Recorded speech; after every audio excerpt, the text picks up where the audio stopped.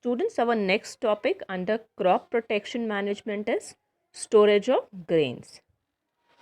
After harvesting, the next step that farmers take is storage of grains. Now, why do we need to store the grains? The reason we need to store the grains because there are some crops which are grown only once in a year but are consumed through out the year. कुछ crops हैं जो साल में एक ही बार पैदा की जाती हैं मगर उनका कंजम्पशन जो है पूरे साल भर चाहिए होता है, या फिर जो पॉपुलेशन है उन्हें उस पर्टिकुलर क्रॉप की रिक्वायरमेंट पूरे साल रहती है. So throughout the availability of the grain और the crops to the population is one of the reasons for storage of grain. Then the second reason could be in case of emergencies like natural disasters. अगर कहीं ना कोई natural disaster हो गया in across the country, there the food is supplied using the stored grains by FCI, that is Food Corporation of India. So there are two factors that cause harm to the stored grains.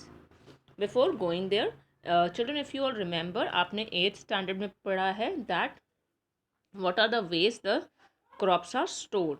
They are stored in gunny bags, in silos, in granaries.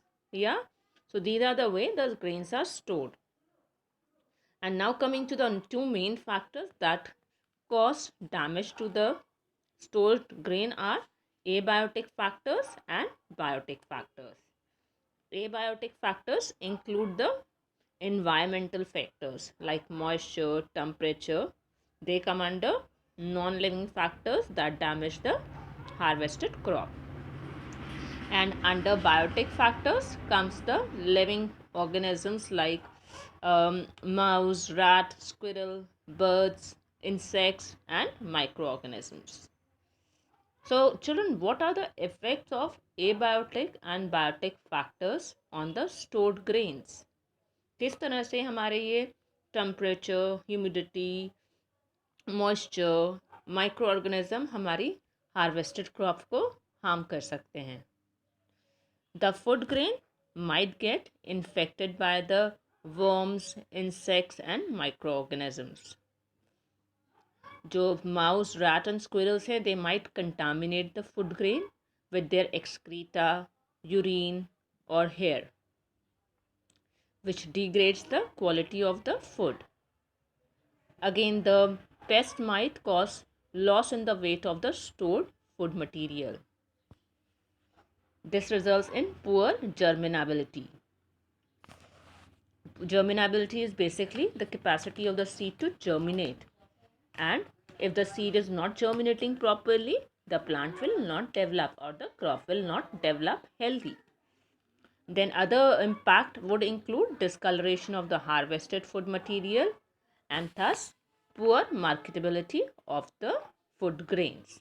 So these are certain impacts of abiotic and biotic factors on the stored grain. Next, how do we go ahead and control them, or what preventive measures can be taken to help the stored to be grains properly? There are three basic steps that are followed for storing the grains. They are cleaning, drying, and fumigation. In cleaning, the food grains after harvesting are cleaned properly. The reason they are cleaned because they might consist of chaff, dust, or other impurities. In addition of cleaning the food grains, we also need to make sure that the godowns or the place where the grains are to be stored should be cleaned. We need to make sure that the room or the godown should not have any kind of crack or holes on the floor. The ceiling should also be sealed to avoid the rodents or squirrels. The next step is drying. If you all recall from your 8th class, drying is an important step before storing the crops, because if the grain have excess of moisture in them, it might contaminate or damage the complete grains. So cleaning of food grains is followed by drying. The harvested crop grains consist of around 16 to 35% of water. Now the best suited amount of moisture content for grains is 14%. To reduce this, the grains are dried in sun and after that in shade. Food grains should be stored in clean, dry and waterproof silos and gunny bags so that moisture, pathogens or other pests are unable to destroy the grains. The last step is fumigation. Fumigation is a method in which insect or pests are exposed to the fumes or chemicals. These are basically vapors of the chemical that do not contaminate the stored grains, but the pest or the insects are impacted by it. This complete process is called as fumigation, and the chemicals that are used in this method are called as fumigants. Some of the examples of fumigants are ethylene dichloride and aluminum phosphide. So children, this was about storage of grains. In this module, we have studied that why grains are stored, what are the factors that are responsible to cause harm to the storage of the grains, then effect of abiotic and biotic factors, and what can be the preventive and control measures for storage of grains. For any queries, you can always reach me on my WhatsApp number. Please complete your assignment given to you on the and forward it on the email ID. If you have the textbook, please read through the textbook.